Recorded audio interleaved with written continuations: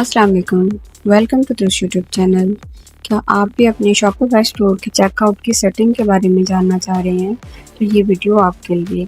यहाँ पे हम देखेंगे कि किस तरह हम अपने कस्टमर का चेकआउट फॉर्म जो है वो खुद से डिज़ाइन कर सकते हैं, कौन-कौन सी ऐसी चीज़ें हैं जो कि रिक्वायर हैं हमारे कस्टमर के चेकआउट फॉर्म के लिए, जो कि वो फर्दर आगे आपको ऑर्डर प्लेसिंग के तौर पे उसको सेट करेगा। तो चलिए स्टार्ट करते हैं। तो यहाँ पे हमें कस्टमर अपने स्टोर के नेम का यहाँ पे एआई जो कि शॉपिफाई का साइट किक के नेम से है, यहाँ पे हमें मिलता है, जो कि हमें अपने स्टोर के नेम को जनरेट करने में काफ़ी ज़्यादा हेल्प आउट करेगा। अब हम देखेंगे कि अब हमने अगर तो हमने स्टोर का नेम जैसे हम इसमें शुरू से चलते आ रहे हैं, एथनिक डॉट स्टोर के नाम से हमने इसको कंटिन्यू रखना है, ठीक है। ये अक्सर होता ये है कि ये वाली सेटिंग जो है ये थोड़ी सी रिफ़्रेश हो जाती है।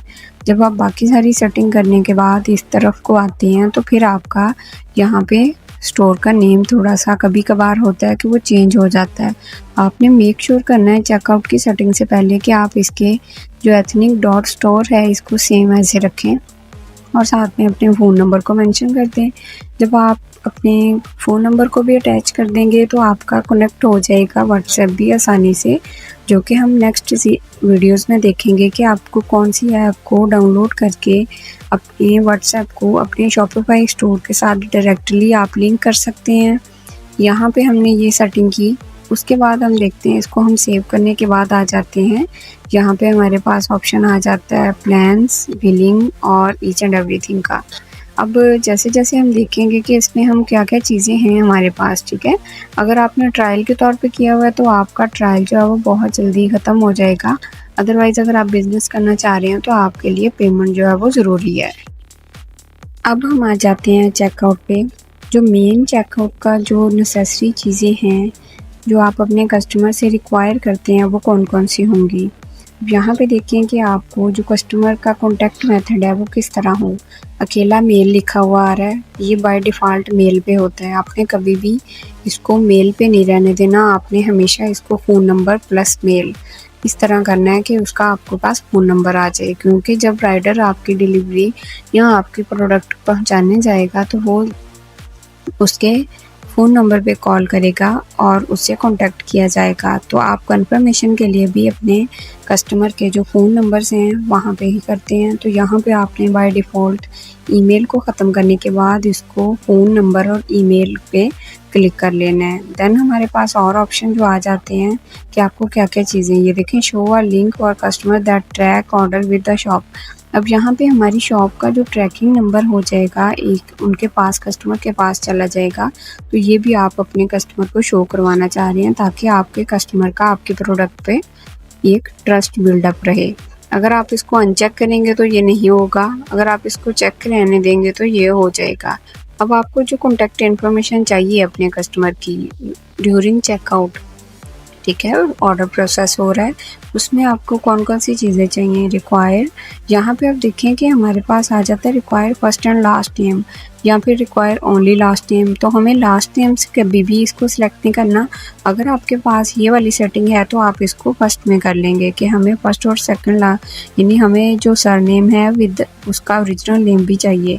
और कंपनी नेम ये मैटर नहीं करता कि वो किसी कंपनी से रेलिवेंट है, कहीं पे जॉब है या कहीं भी वो कहाँ से कर रहा है, वो पर्सनली भी कर सकता है। इसको डोंट इंक्लूड ही रखेंगे। एड्रेस लाइन नंबर 2 ये हम ऑप्शनल रखेंगे, ठीक है। एक एड्रेस होता है जो रिक्वायर होता है और दूसरा होता है जिसमें आपने अपार्टमेंट अपनी जो एक कहाँ पे block number each and everything mention करना होता है। तो एड्रेस लाइन 2 उसको बोलते हैं। इसको आपने ऑप्शनल रहने देना है, यानी अगर वो फिल आउट नहीं भी करेगा तो भी उसका ऑर्डर प्लेस हो जाएगा। तो यहाँ पे आपने ये ध्यान रखना है कि आपने जो एड्रेस नंबर 1 होगा वो तो बाय डिफ़ॉल्ट चेकआउट फॉर्म में होगा, यानी उसको लिखना पड़ेगा। लेकिन बाकी जो है ना वो आपने हमेशा ऑप्शनल रखना है। इसको ज़रूरी नहीं है कि आप इसको फर्दर डिटेलिंग में जाएँ, क्योंकि बहुत सारे ऐसे कस्टमर होते हैं जो कि ऑप्शन नंबर 1 जो कि हमारे पास एड्रेस लाइन नंबर 1 का होता है तो वो उसी में ही कर देते हैं चेकआउट। अब आ जाते हैं शिपिंग के हवाले से जो हमारे पास बाकी इसका फ़ोन नंबर है। हमें यहाँ पे हमेशा यहाँ पे देखना है कि इसको आपने रिक्वायर्ड करना है। कभी भी ये नहीं हो कि ये ऑप्शनल हो, क्योंकि फ़ोन नंबर नहीं होगा तो हमारी प्रोडक्ट जो है वो डिलीवरी तक और राइडर और ईच एंड एवरीथिंग ये पॉसिबल नहीं हो सकेगी।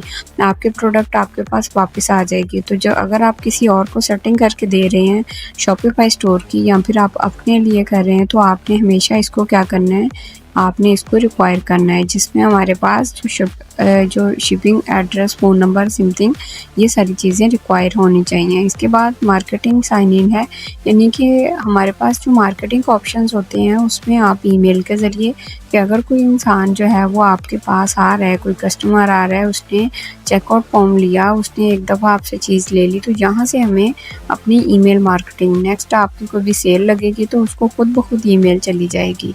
तो ये चेकआउट का फॉर्म जो है ये बहुत ज़्यादा नेसेसरी है, आपको इसको ध्यान से फिल करना पड़ता है।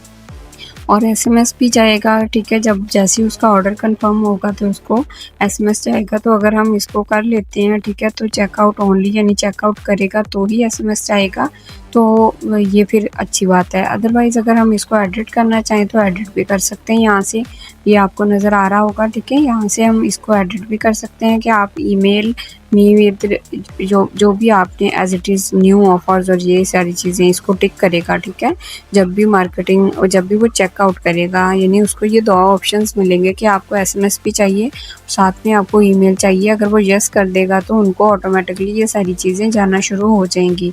तो आपने ये ध्यान रखना है कि जो चीज़ें मैं आपको बता रही हूँ ये आपने सेटिंग इम्पॉर्टेंट कर लेनी है, ताकि फ़र्दर इसकी जो स्टोर की डिज़ाइनिंग होगी उसमें हम आपको किसी भी किस्म की मुश्किल ना आए, और ये सारी सेटिंग होगी तो आप आगे फ़र्दर काम कर सकेंगे, ठीक है। तो ये हमने एक दफ़ा सारी चीज़ें देख लेनी है कि आपका कोई भी ऐसा जो है वो एज़ इट इज़ ना हो कि जो आपको आगे जाके परेशानी का सबब बने।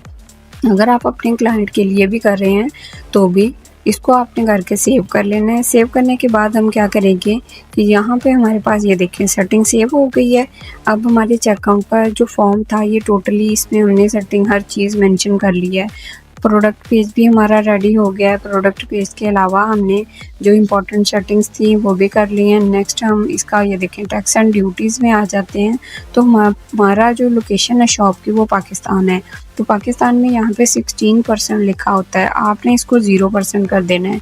कभी भी आपने इसको 16% नहीं करना, तो इसमें ये होगा कि शॉपिफाई फिर उसमें टैक्सिंग की भी प्राइसिंग ऐड कर लेगा, लेकिन आपकी जो प्रोडक्ट्स होंगे वो फिर एज इट इज़ उसको सेल नहीं हो सकेंगी। तो मज़ीद इस तरह के टिप्स एंड वीडियोस जानने के लिए आपने चैनल को सब्सक्राइब कर लेना है, ताकि आप लोगों को इस तरह की वैल्यूएबल कंटेंट जो है वो मिलता रहे। Stay with us for the next video. Next video में हम देखेंगे स्टोर डिज़ाइनिंग।